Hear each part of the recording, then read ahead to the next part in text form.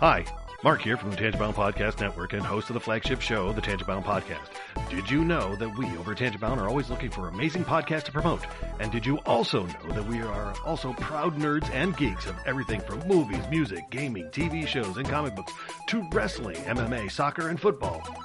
Whatever you can nerd or geek out about, we've got it. And if you're interested, we can help you find it. And if you're a show looking for a place to call home, we've got you covered. Side effects may include upset stomach, dizziness, tumors, shakes, and in some rare cases, death from excessive laughter. Though to be fair, it's only sometimes. Other side effects may include diarrhea, gallstones, heart palpitations, and strong desire for cookies on the dark side. Talk to your doctor and visit TangiboundNetwork.com and see if Tangibound Network is right for you.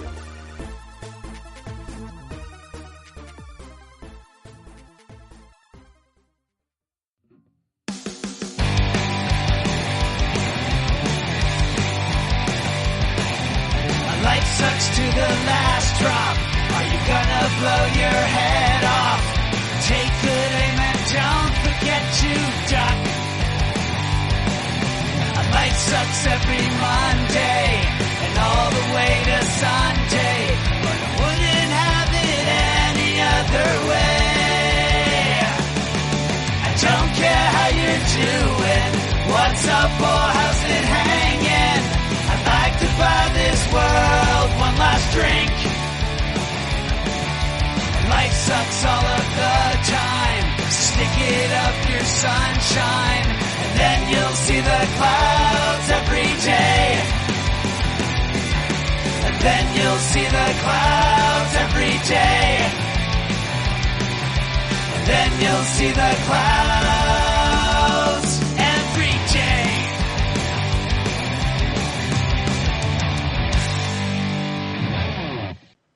Welcome to the Crazy Life, everyone.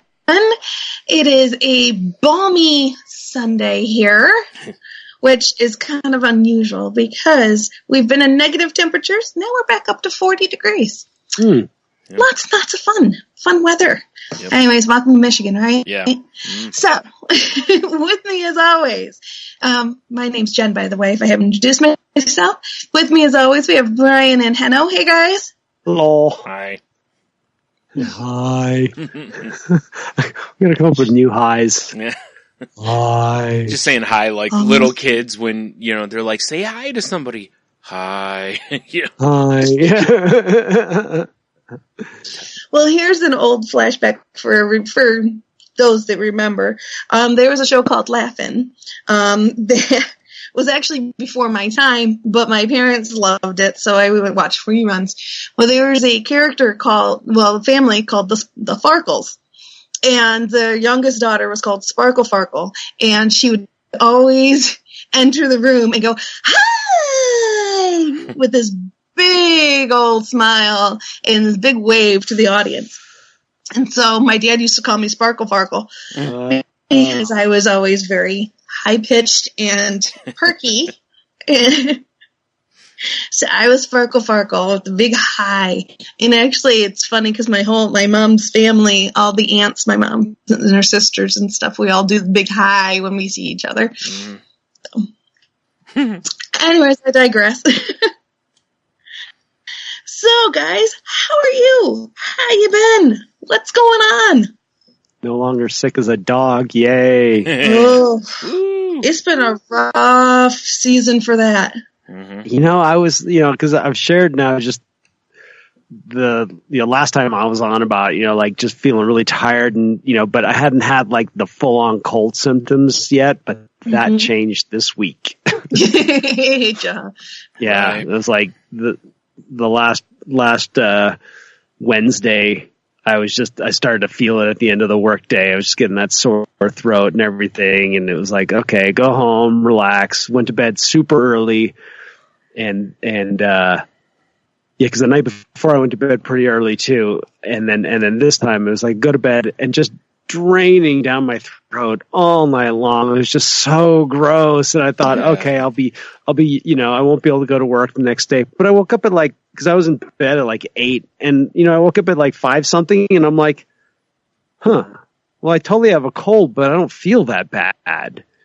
So I actually went into work, which is the worst thing, to do. You push yourself, just spreading the disease everywhere, but at that point it wasn't that bad. And I was like, I'll get through the work day. And then I had rehearsal that night, and that's what I was afraid of, that I would be like sneezing but it wasn't bad, just doped myself up on medication, went and had, good solid practice, got a lot of work done. And then I was like, didn't take the ski pass for Friday. I'm like, I am just going to do nothing for 2 days, which is now why my back probably hurts. Laying in one position for too long. Yeah. And then there was another thing that we're doing on a Twitter group started up. We're doing 3,000 squats. So it's basically 100 squats a day for the month. Wow. And I've been doing really good on it. It's been really, I've fallen behind like maybe one day, but just because I do regular workouts, it's really not that hard for me, and skiing and everything. So I can do, 50 to 100 at a time. It's not, it hasn't been a big deal. Well, as of today, I'm 600 behind. Oh my. That's all right. You'll catch up tomorrow. Yeah. Well, I caught up on 300 today, and it's like, man. We have so many stairs at work. My legs are just like jello. I'm like, okay, I can catch up the rest tomorrow. But it's been good because it's just been something to, it's fun to do that type of stuff with other people, and to have that accountability.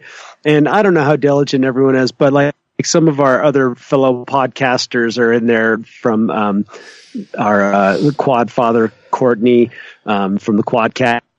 And his he does the Shrink to Shrink podcast, and so Colleen, unfortunately, Dr. C, she hurt her leg or something, so she's doing crunches instead. But it's been fun. Just everyone. I know.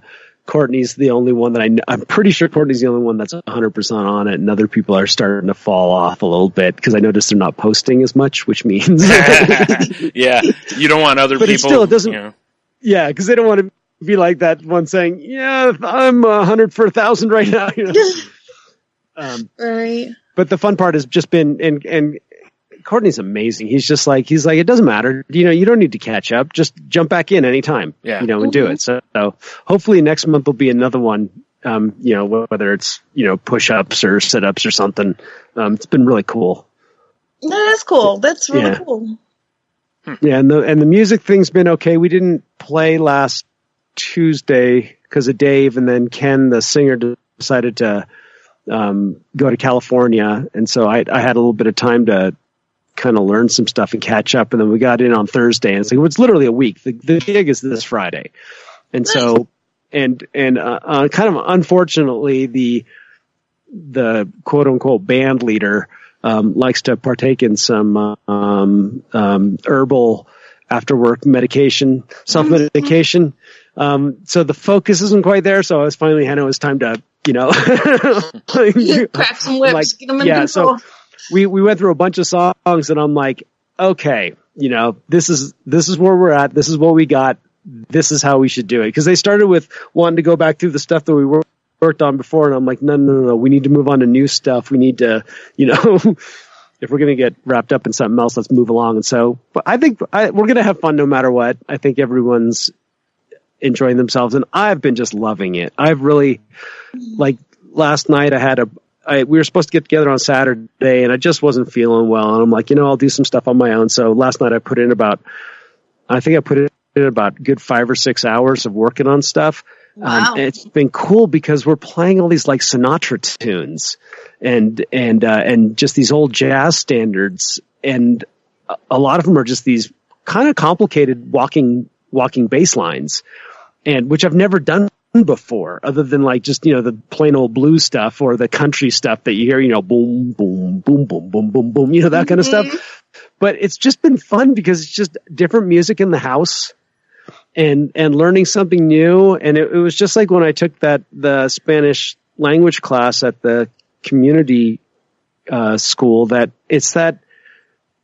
I really think it's important that we stimulate our brains. It doesn't matter how old we get, that we constantly try to learn new things, because it kind of excites me, all over, I mean, right. It's like, of course I'm nervous. There's a lot of anxiety. There's pressure, but I'm just trying to look at it as fun, and I'm enjoying the learning experience. Right. Because even though we're going to get paid, you might as well just give me $1 an hour for the work I've put in, or if that, more like 50 cents, Right. Yeah. But it's not about that. I'm realizing the more I do these things, like I heard a podcast today. It was a recording podcast, and this guy was talking about saying yes to things because it presents a challenge, to step up to, and it just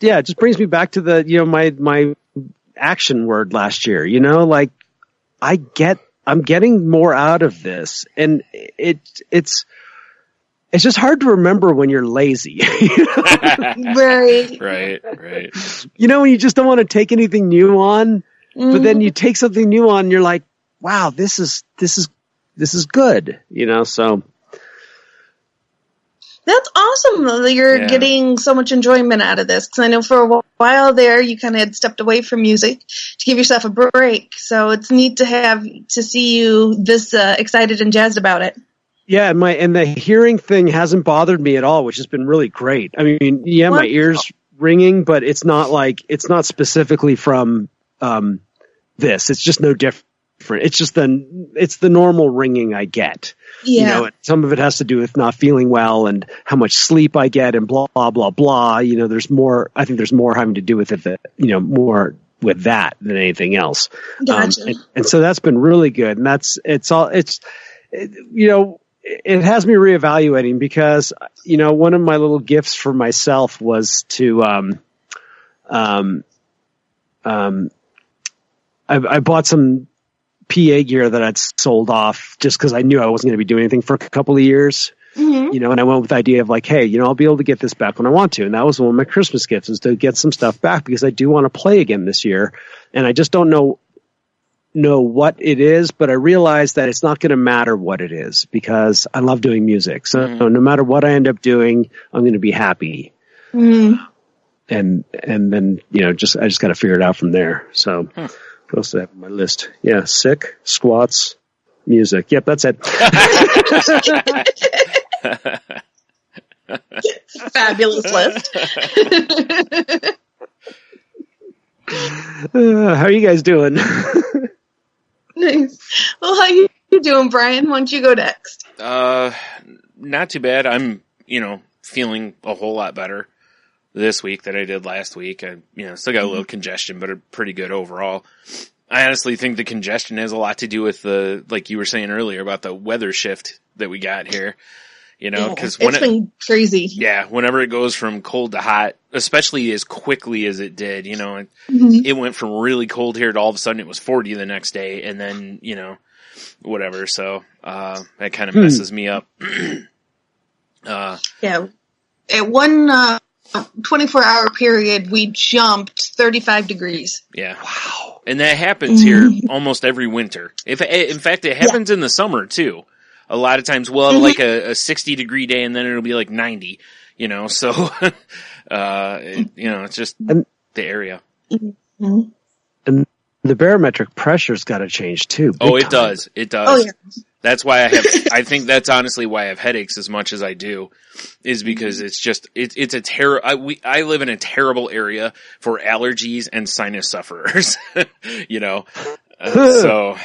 Yeah, like I said, remember my doctor said the best thing I could do for my head would be move.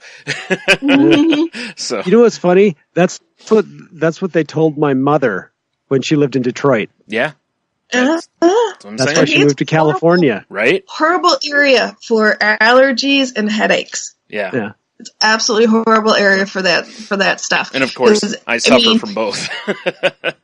Yeah. There's a meme going around Facebook that says it's Ohio talking to Michigan, and Ohio's like, yeah, I dare you. You can't jump 35 degrees in one 24-hour period. And Michigan looks at Ohio and says, hold my beer. Right. Watch. Sure, they both do. Hold my beer.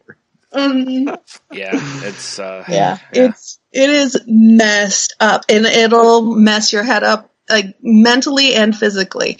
You know, you get headaches and stuff, but it also will wreak havoc if you have anxiety. Yeah, that Because too. it's just a change in weather like that, it'll mess your anxieties up. And in the summer, when it gets hot here, it's usually super humid. You know, we don't just get like 90 degrees where it's just hot. It's 90 degrees and soupy, you know? Yeah. It's no fun. And I know there's places that get hotter and all this kind of stuff, but I was like, phew. So, which is why it's like there really is no reprieve for the sinus sufferers, because every season we've got something, you know, that seems to really punch us in the face up here. I need to move out to like Arizona or something. That's where I need to go, you know. Except I would never be able to go outside because it's too hot. God, yeah. But other than that, I haven't done a whole lot this week. It's been a pretty quiet week. Other than, you know, I went out last night with some friends and had a really good time. You know, it was a group of us that we used to go out every other weekend or every other week. We'd go out and just, you know, have a few beers and, just act stupid and whatnot. And, we haven't had our whole group together in a long time. And we had everybody last night. So in fact, we actually had our whole normal group plus 2 people. So it was really cool. You know, the whole night we're all like, we need to do this more. You know, and we're all like, yeah, well, you know, it's like everything got in the way. You know, all of us had something that seemed to get in the way. And it's like, we need to, you know, quit making excuses and just do this, even if it's once a month or something, you know. So, yeah, that was, like I said, that was a lot of fun. I can't think of anything else this week, really. I'm going tomorrow to, the nutritionist. Which I had to cancel before. So, by next episode, I'll be able to talk about how that went and whatnot. So, it's funny. I'm going into this and I don't really have an agenda for it.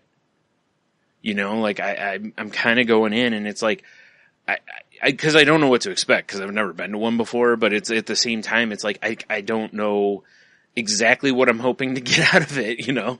So I think I'll just kind of take it as it comes, you know, and then, you know, cause really if I was smart, I should have done stuff like, been keeping a food diary, you know, that way when I walk in, I could be like, well, here's the last month of what I've eaten or week or whatever, you know, so, but you know, that's no big deal, you know, so that should be an interesting thing though. Like I said, you know, never done it before and it's, you know, it's one of the things I want to work on this year is I've been saying for years and years, I want to lose weight. I want to, you know, it's like, I really want to get into this and do it.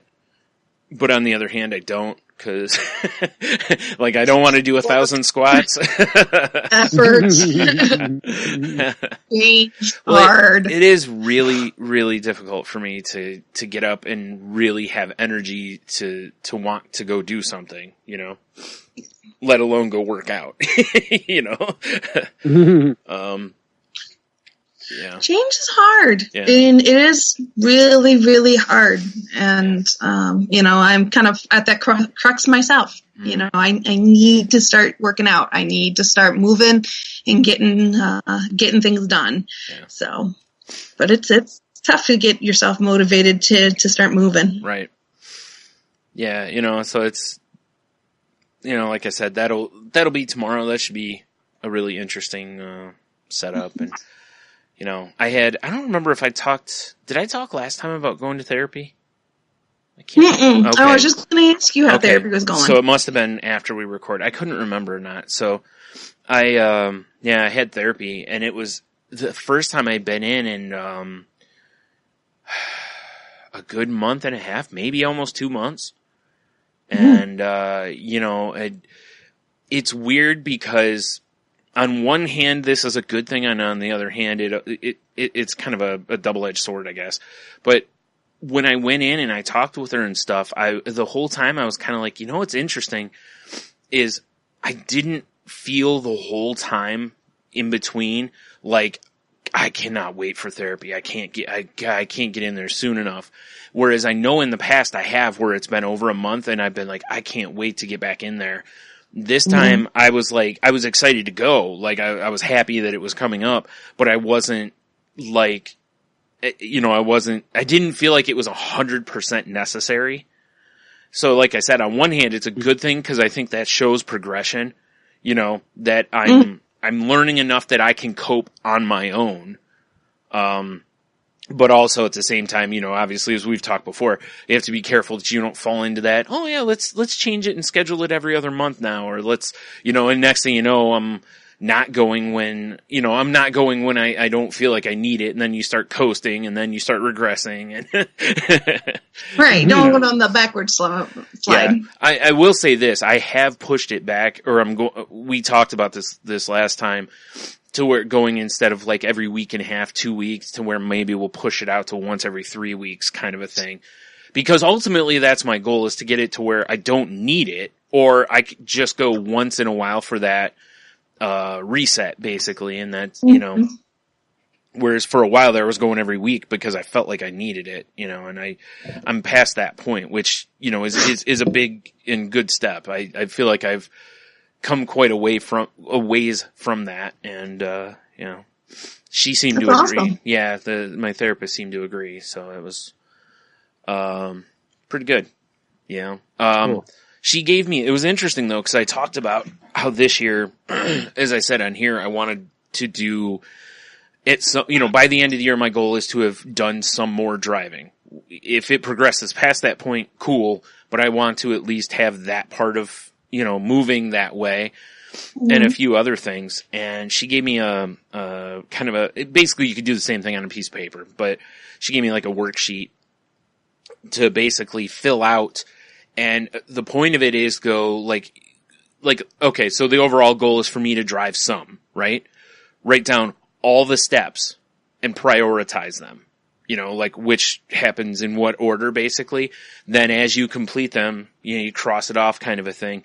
But you don't look at it as like an overall to-do list. It's just more of basically it's a to-do list, but it's one for like the whole year or something like that. You can do shorter ones, of course, but it's, it's to help you kind of, instead of looking at just the big picture, you look at the smaller picture and go, like, my first step is go get my temporary permit, cross that off. Then it's, take the test again so that I can actually, drive, and once that's done, then it becomes, okay, start putting time in. I mean, really, that's the steps. There aren't like 100 steps. But she was telling me she thinks I would benefit from doing this on a lot of things, especially the bigger stuff in life, like drawing, What do I feel it's going to take to get me to sit down and really do that? Or, going back to work, or, there was something else. I can't remember. But anyway, like my bigger goals for the year. So, that was helpful. And, like I said, you can just do it on a sheet of paper. You don't need, the worksheet I have basically just has a space to write one thing, and then it's got big areas to write in. So it's really, it's just, it's more of something that's kind of like, oh yeah, that's what I'm supposed to be, it has directions on it. Otherwise it's a sheet of paper.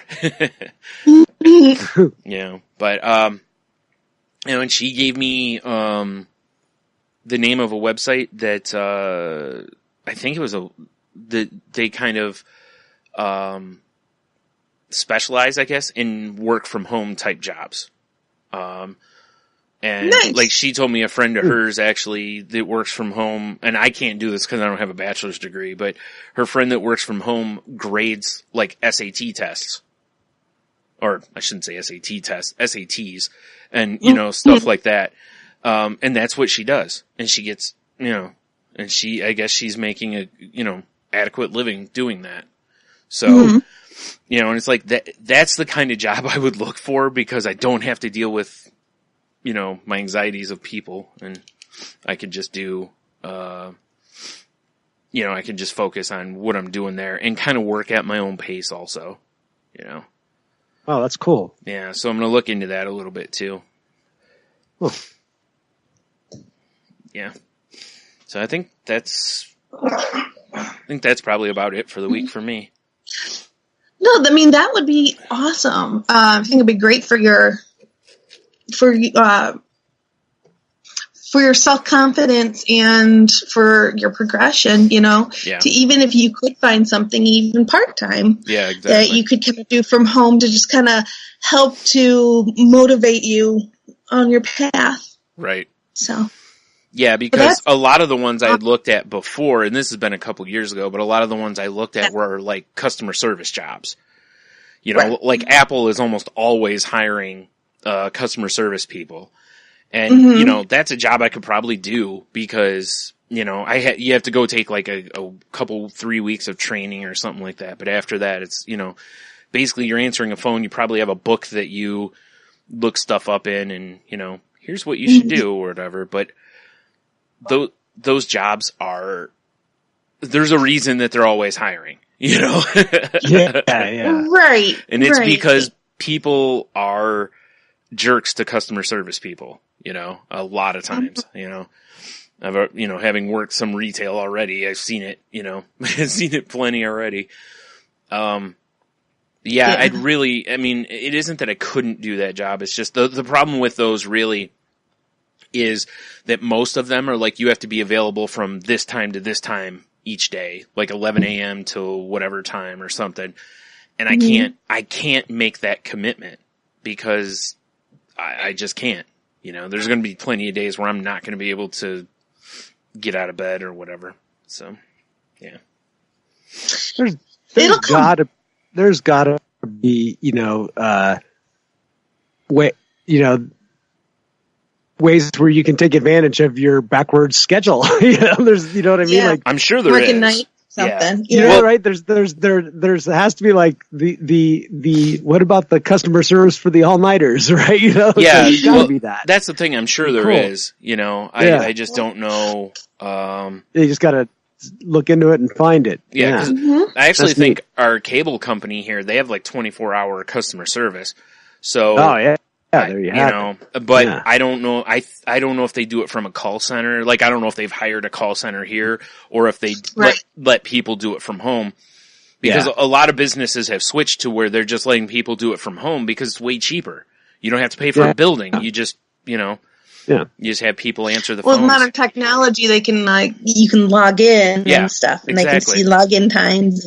And, But it was, I was telling our friends last night about, this kind of thing. And, I was like, I thought about, I'll look around and maybe, kind of see what it takes to do like freelance graphic design stuff. Not that I'm going to do it necessarily, but just out of curiosity, like, am I qualified, or whatever. And, I had forgotten actually our friend Jeremy, his, sister does that. And he said she's been doing freelance. So, and you can do it now because, like, Jen, you were just saying the technology, and I've told Henno this before, it's like you couldn't do this 10 years ago because you could have 10 years ago, but like when I was in school, you couldn't have back in 98 or whatever because the internet was too slow.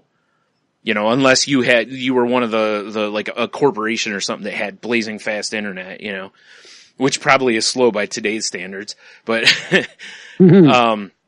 now, if I want to send a large file to somebody, I can throw it in a Dropbox. I can put it on a thumb drive. I can email it to them, honestly, zip it and email it to somebody. I can, there's just so many ways now that you can move that stuff and it doesn't take that long. Whereas back then, I can't even imagine trying to email a document to somebody that was big. It would take forever. Hell, even uploading to like Dropbox then it would probably take like a day to upload it. Oh, yeah. So again, that's potentially an option too. And, I know in order to do graphic design stuff, I need to take a refresher on the programs because I don't remember how to use most of them, but I'm sure once I get back into it, I probably will remember a lot of the stuff, So, yeah, there's my week. It's actually been more eventful than I was thinking. So there you go. Nice. Well, my week has been good. It's been pretty uneventful. Keeping it pretty basic. The biggest news is the woman that worked the night shift. I think I mentioned this last podcast. The woman who worked the night shift, she decided she couldn't do it any longer. And so for the next 6 weeks or so, they've switched my schedule. I flipped it over, so now I'm working 6 p.m. to 2 a.m. versus 6 a.m. to 2 p.m. So right in your wheelhouse. Yeah. Yeah. So completely flipping me over. So it'd be interesting to kind of see. I've never worked a night. I've worked 1 or 2 night shifts here or there, but I've never done it consistently for weeks on end. So it'd be interesting to kind of see how my body adjusts to it, if it adjusts to it. I am notoriously a morning person. I'm usually in bed by 8 o'clock at night, 9 o'clock at night, and up at 3, 4 in the morning. Yeah. So, yeah. So it's gonna be an adjustment. My biggest concern right now, of course, is my anxiety and what's it gonna do? How's it gonna throw my head off? Because I know my system's going to get out of whack, because it's just, that's what happens when you switch that big of a swing. But I have a feeling that it's really going to kind of mess with me mentally. So I'm really trying to keep that in mind and trying to really try to focus on keeping that together.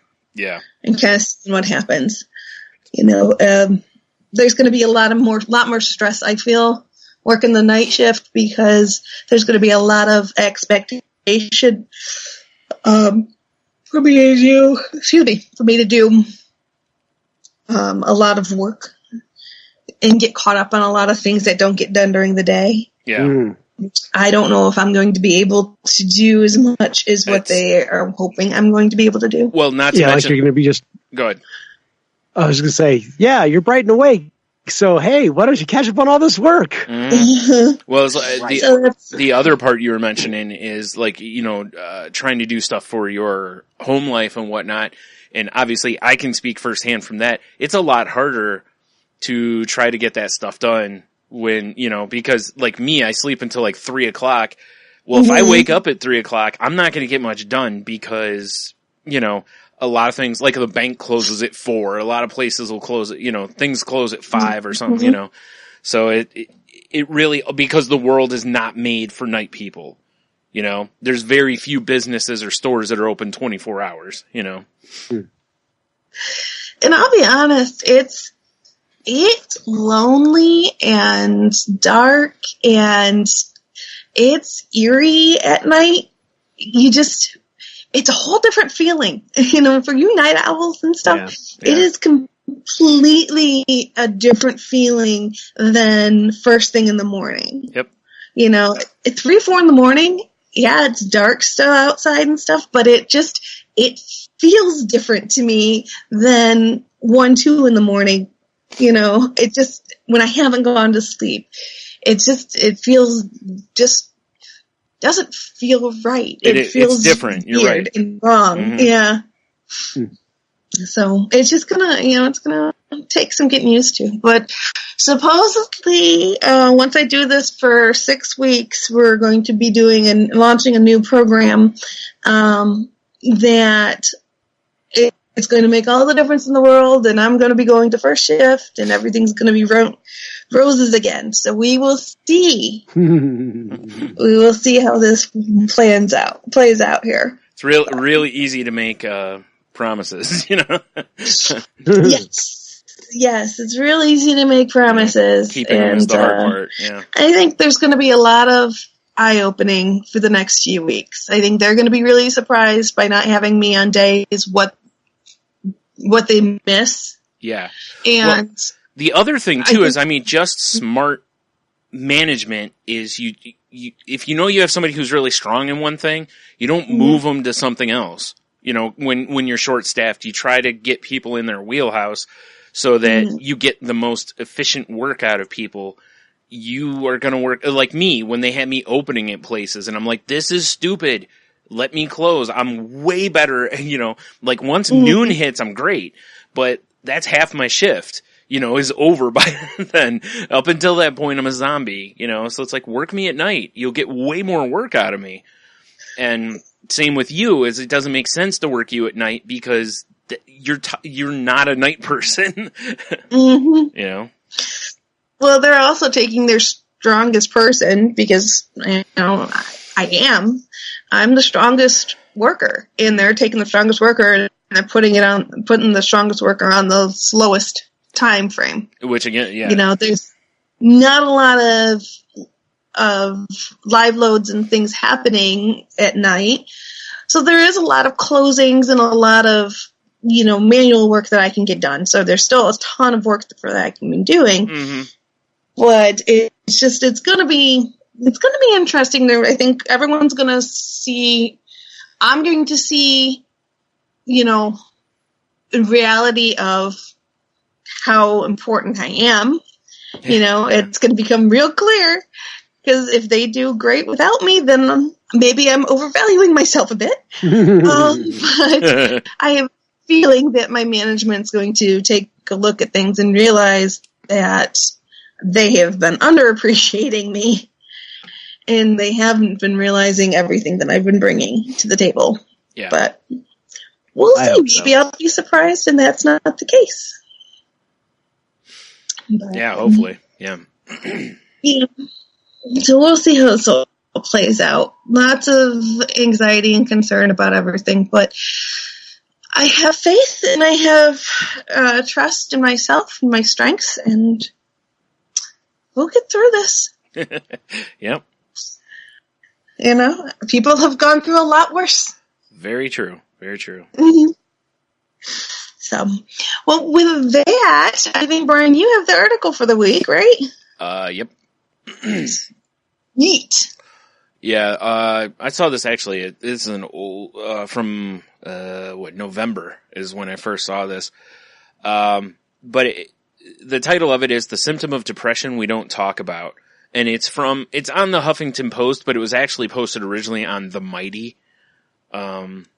So, I'll have the link to probably just the original, but whatever, it'll be in the, show notes for everybody. And the symptom of depression we don't talk about that this talks about is loneliness. And, before I get into the article thingy here, it's one of the things that's really and truly been the worst part of, depression for me, is the loneliness of it. And part of it is just from the isolating nature of depression, and also some of it's from the erosion of self-confidence. Some of it is from just not being with somebody. Like, you know how it is. We all love the comfort of someone else, even though, for a long time you'll see all these people posting online like, be happy by yourself, take yourself on dates, all this kind of stuff. It's like, yeah, I can do that, but it's way more fun with somebody else, Mm-hmm.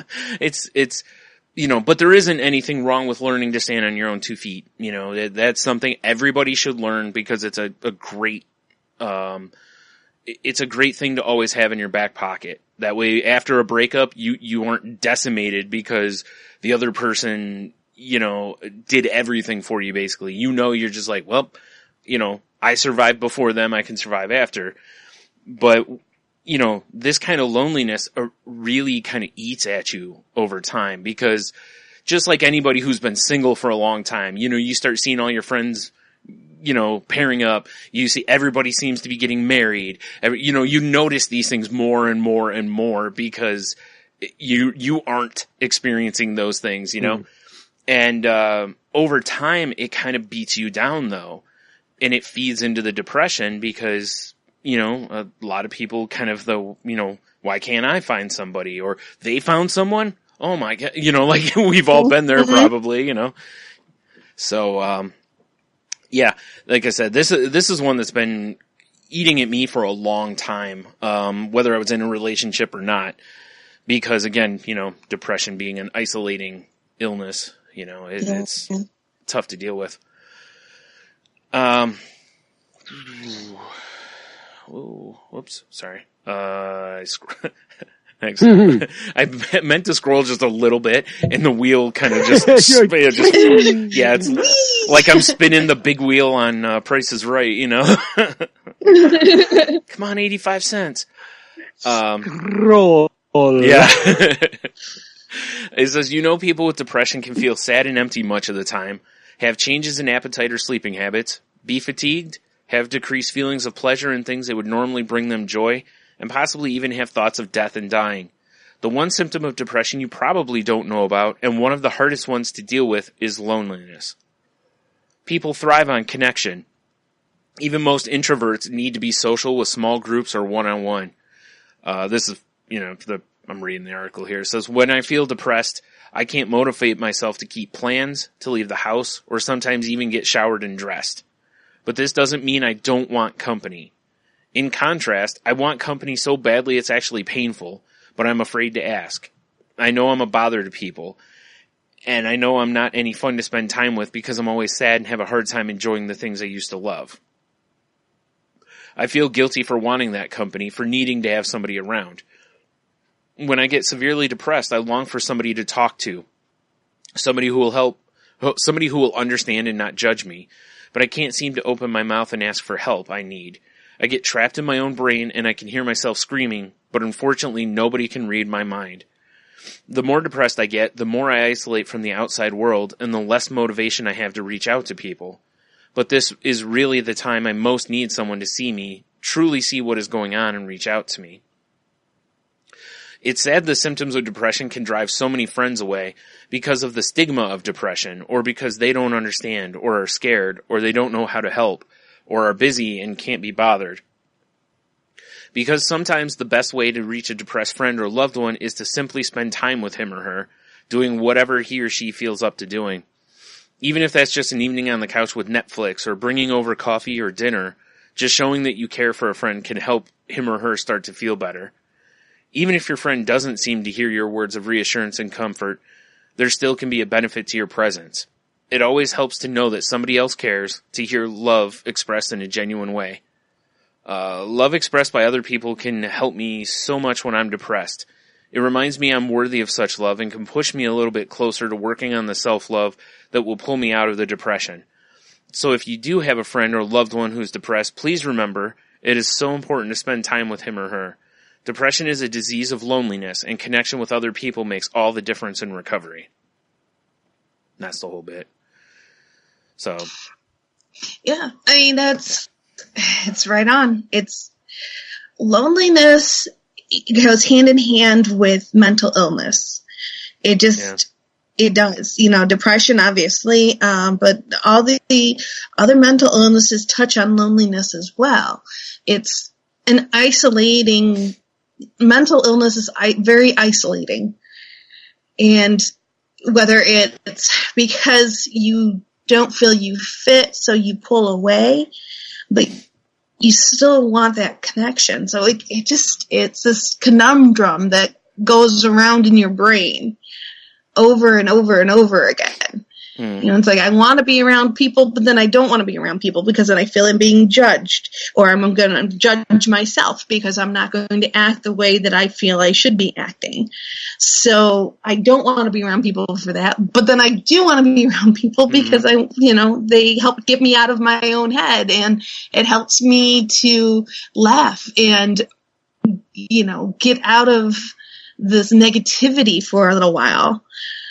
So it's this crazy, crazy mix of a bunch of different emotions. Yeah, and a lot of the time, like you said, it's you want to be around people, like you want to talk to somebody or whatever else, but like you said in there, it's like, but you just can't bring yourself to go out, and it, and again, it's, the nature of the beast is that you will, like, when you're like, well, maybe I could call someone, and like, oh, they're not going to want to come over and blah, blah, like it said, Yep.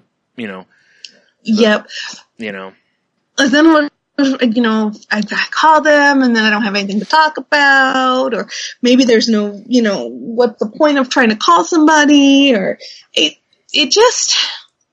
it's so hard to put into words because everything just seems like such an effort. Yeah. I think that's why social media has become such a big thing, because it is incredibly easy. Yeah. And you can jump in and jump out of social media Yep. at a blink of an eye. Yeah. You really can. You can, and not just that, but text messaging too. You know, you can check on somebody without having to really put in much effort. You know, you can send a text and be like, "Hey, how you doing?" You know, "I'm fine." Okay. You know, and that's pretty much the end of it. You know, and same with the social media stuff or whatever. But you can also, you know, you can go more in depth, of course, but that really allows people to, you can check in on somebody, but also not necessarily get caught up in their pull of negativity. You know? Because some people, that's why that is why some people won't hang with somebody else, because, you know, they're the Debbie Downer or whatever of the group or whatever. And it's like, well, you know, but they can't necessarily help it. Some people can, you know, some are just negative for negative sake, but there's some that are negative and they don't realize they're being negative, you know? And that's what happens with a lot of people with depression, is you don't realize, because you're so accustomed to it, after a while you don't realize that you are framing everything negatively. You know, like a lot of people replace negativity with what they consider as reality. Right. They're like, I'm being realistic. It's like, no, you're being negative and pessimistic. Right, yeah. But to them, they're being realistic. They're seeing things for how they really are. Right. Like, well, and the thing is, it's like, you know, we all, no matter how we look at something, there's always a distortion on what we see. Because it's always how we see it, you know? How I see it and how you see it may not, even if we're both being positive, may not be the same experience, you know? So then when you have something like depression that leads you down the path of really distorting your thinking anyway, it becomes really difficult to get out of that. And over time, you do start to feel like you're a burden, or people don't want to be around you because you're negative and all this. And of course, again, you know, depression really is a snake eating its own tail, or however that expression goes. You know what I mean? Because it really is just a cycle that just repeats and repeats and repeats. And you actively have to break that cycle. You know, it will not break on its own generally. You know, you have to usually break that cycle somehow. And it's really difficult because also loneliness affects a lot of people, whether you have depression or not, you know? Yes.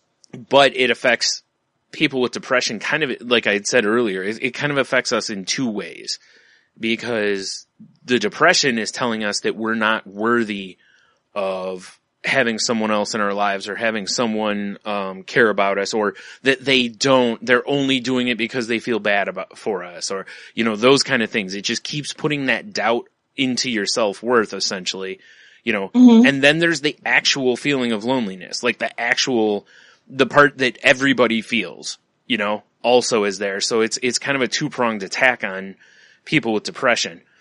And that's what makes it so hard, is that, you know, most people, if they're feeling lonely, if you were like, they're like, yeah, I'm feeling lonely. It's like, oh, why don't you go out to whatever? And they could be like, yeah, you know what? I'll do that. You know, people with depression have a real hard time with that, or anxiety, that kind of stuff. You have a really hard time going, you know, because that is a great answer. If you're feeling lonely, go inject yourself into situations with other people. Go join a book club. Go do things where people are going to be. And to where you're interacting with them, not just in the room with them or something, you know, but, and that generally will help. But again, you know, it's really difficult when you have anxiety and depression. It is. But I think you made a really good point that, you know, the first step is getting yourself out the door.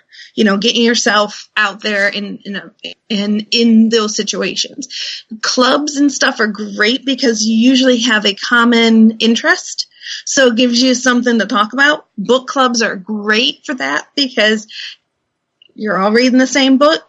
You automatically have something to talk about. You have something in common. Yep. So it's a great way to kind of break that ice and to get yourself a little bit more comfortable talking to people and stuff. And it's also really great, you know, Hannah, you were mentioning, I think it was either you or Brian, I can't remember which, but we were mentioning having people to hold yourself accountable. Mm-hmm. You know, if you're in a club, people are going to look for you. That's true. And that makes you feel good. Mm-hmm. You know, when someone tells me, man, I miss seeing you, you know, the other day, that it means the world, especially if you've been feeling lonely, knowing that someone cares, that whether you are there or not, you know, it makes a big difference. It does. And, you know, on the same note, like I had mentioned groups, but I didn't think something I also should have mentioned is support groups. You know, because again, like Jen said, you all have something in common walking in. You always can talk with the people about something there. You know, like, oh, it's a depression support group. You walk in like, well, we all have depression, you know, so we all can, and odds are whatever I've experienced, they've all experienced too, because, you know, a lot of the symptoms manifest the same way. You know, obviously we all have kind of our own twists on those, but most of the time we've at least experienced the core, you know, the loneliness, the self-doubt, the, you know, the things that seem to be across the board. Yeah. Yeah. And that's really crucial for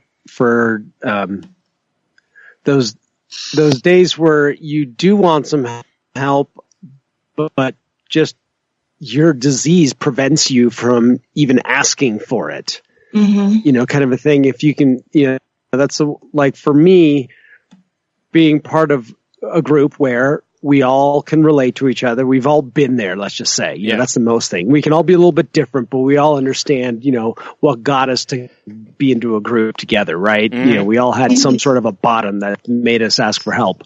And when I come in and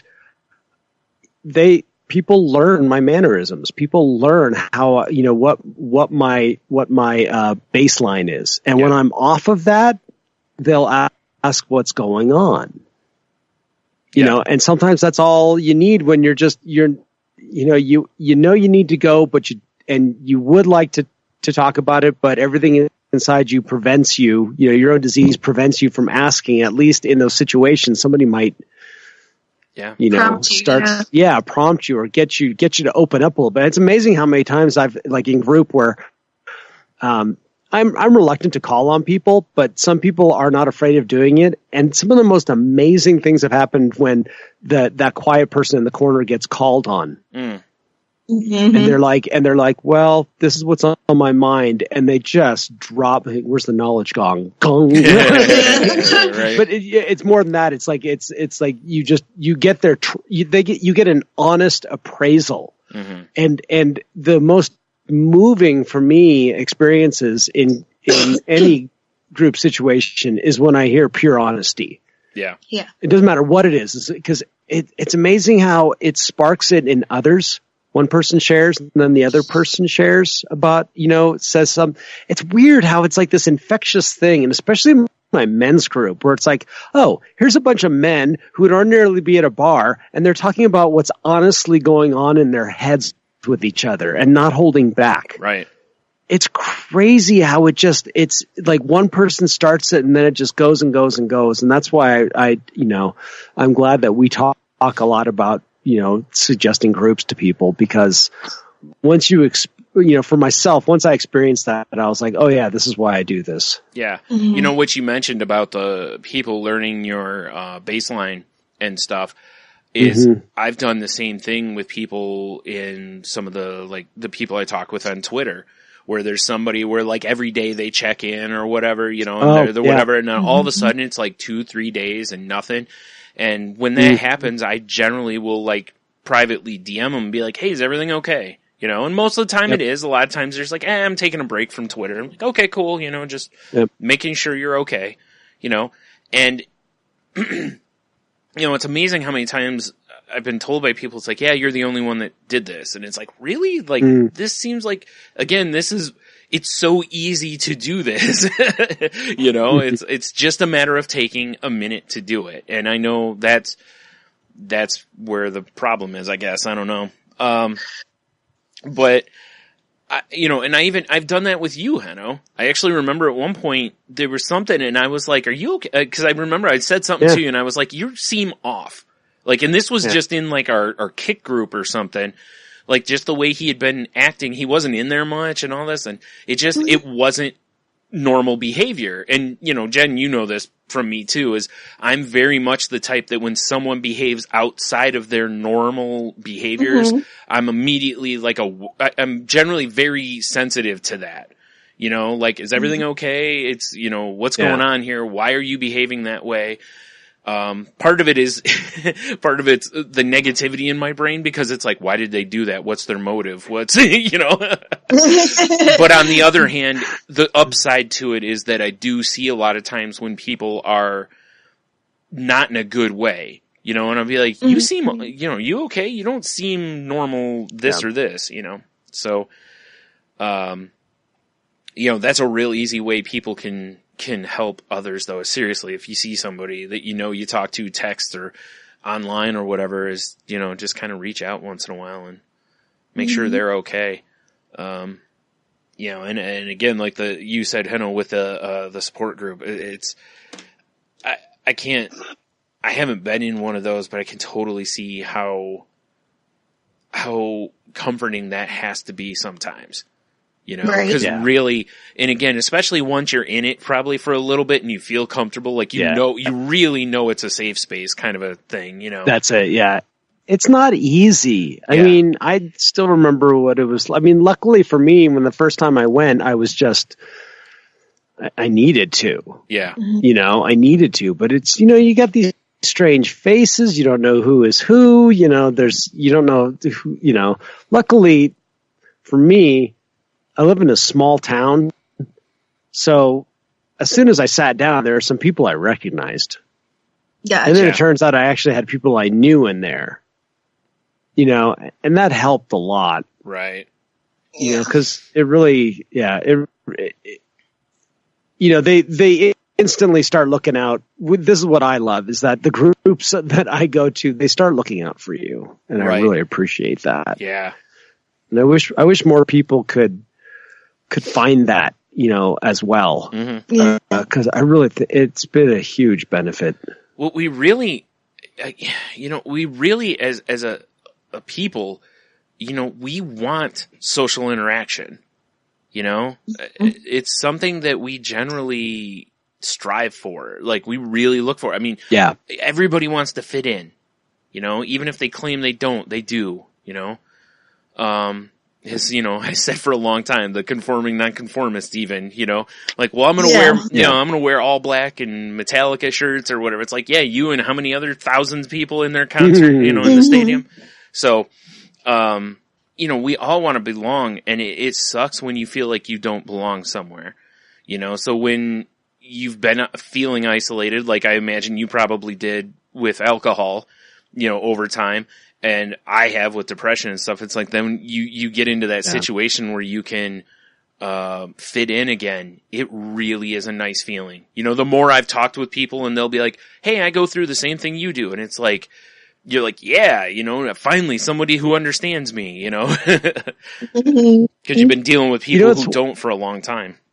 That's it. Yeah. And that's the one thing that a really good friend of mine said early on, because it's a constant thing with alcoholics. It's like, get to work right away, because you do have all of these, go be of service or get into doing, your writing or your reading or whatever it is. And because it gives you something to do, get your mind off of it. And my good friend Taylor, he said this one time, it's like, no, just be around other people like you, doing things sober, right? Yeah. And he's like, it's more important that we when somebody new comes in the room, that we bring them along and we all go to a movie afterwards. Or, I mean, that's why, with my men's group, we always got to dinner afterwards because, and I think this really applies to any sort of mental illness.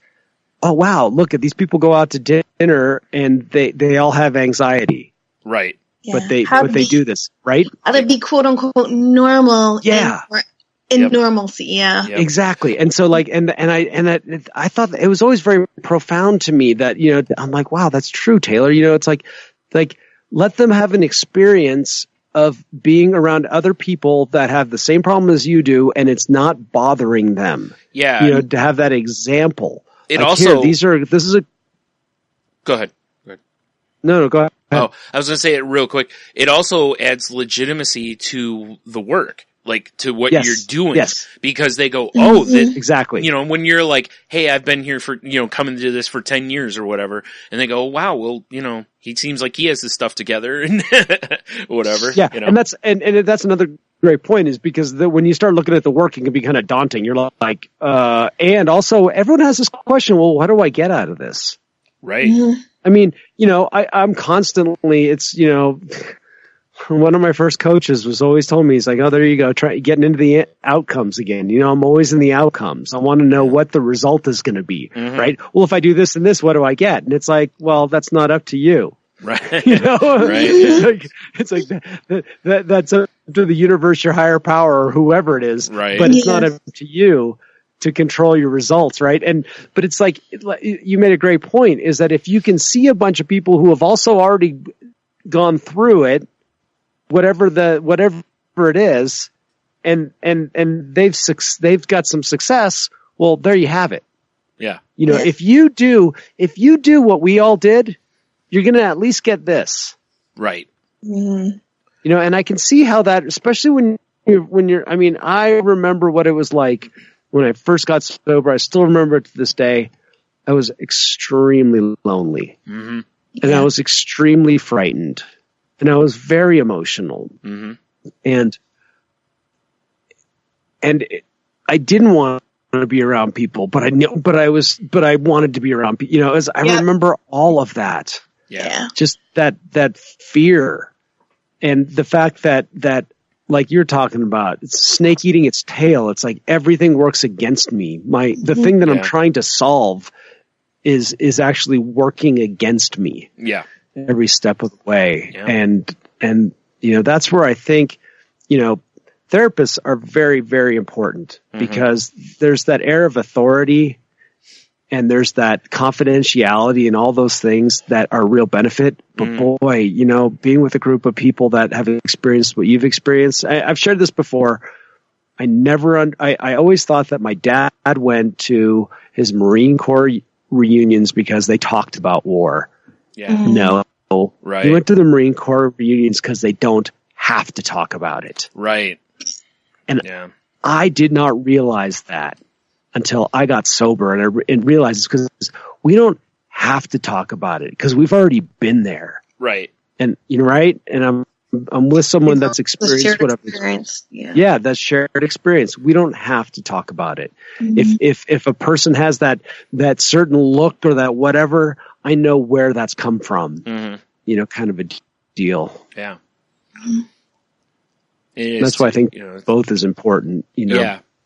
I agree, and that's why I've, you know, been such a outspoken supporter of therapy. You know, because also, like you said, similar to, or one of you guys said earlier, was your therapist. You're gonna feel it's. We talked about, was it last week or the week before, when we talked about like a personal trainer.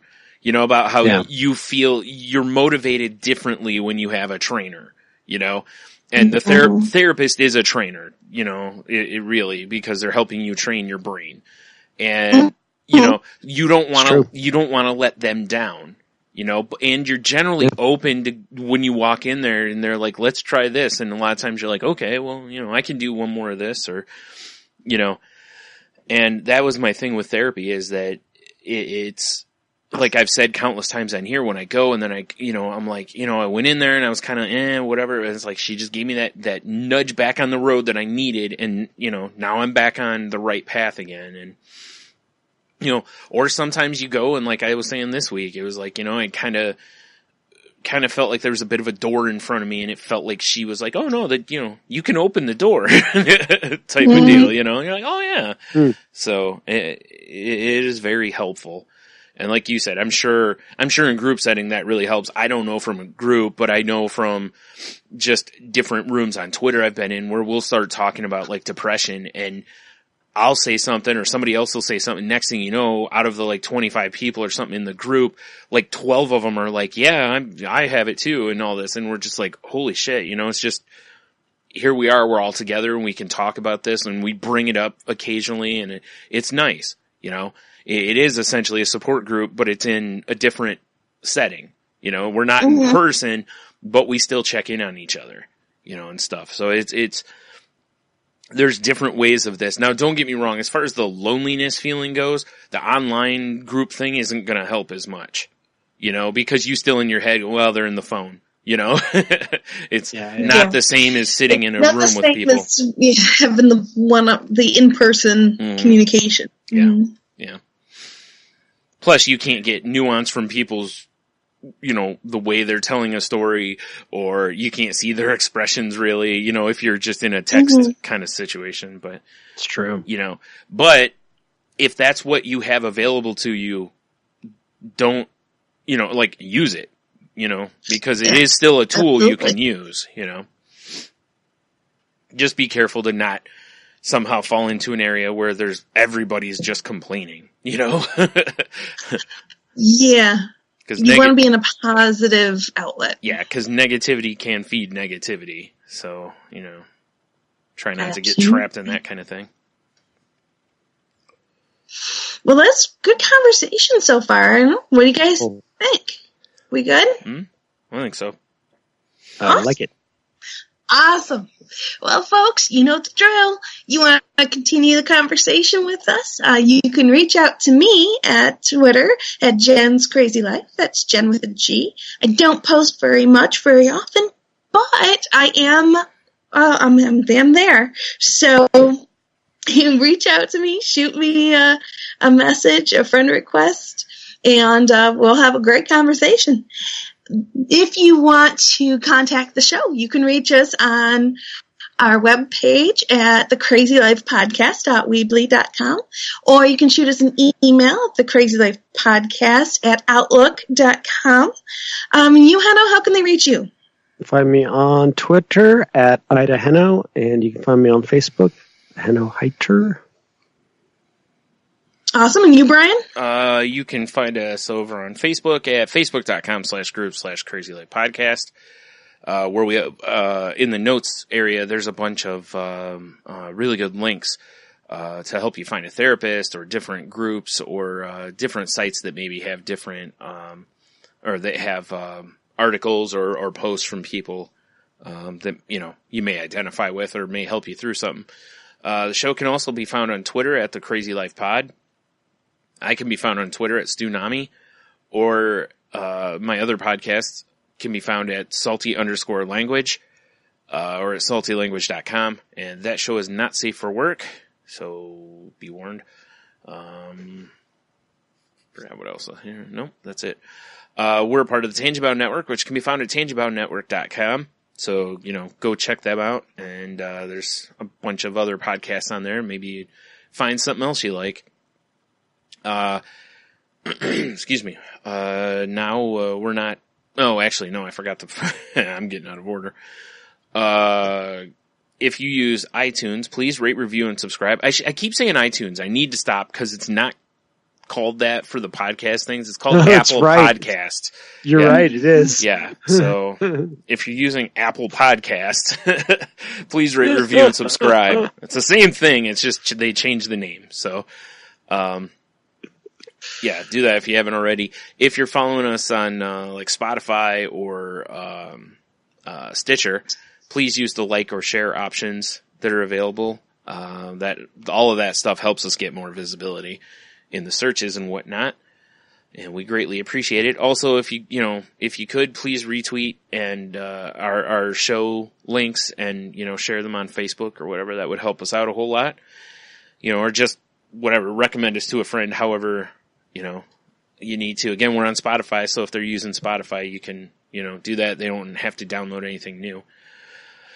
Also, we're not doctors, therapists, trained professionals of any kind.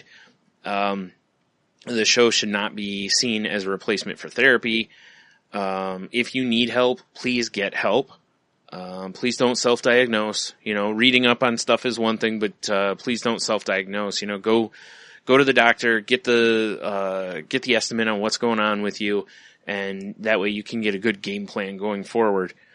And always remember, I don't say this enough, I think, but always remember, you are in control of your treatments. If you don't want to take medicine, you don't have to. If you don't want to do a certain kind of treatment, you don't have to. But, maybe at least go find out your options, especially if you're at a point where your life is stalled or being negatively affected by your situation. So again, please reach out if you need help. And if you're feeling as though you may harm yourself or others, please reach out to somebody in your support system, in your life, a friend, family member, whatever. Call 911 if you have to. Go to a hospital, tell them you're having a mental health crisis. If a lot of insurance companies have a number you can call if you're having a crisis, or call suicide prevention hotline number, or there's all sorts of people out there willing to help you if you're in that situation. And please, if you feel that you're planning how you would do something or writing a suicide note or whatever, please see that as a giant red flag and get help. Don't wait any longer. And the last thing is, I said it already in the show, but please reach out to somebody.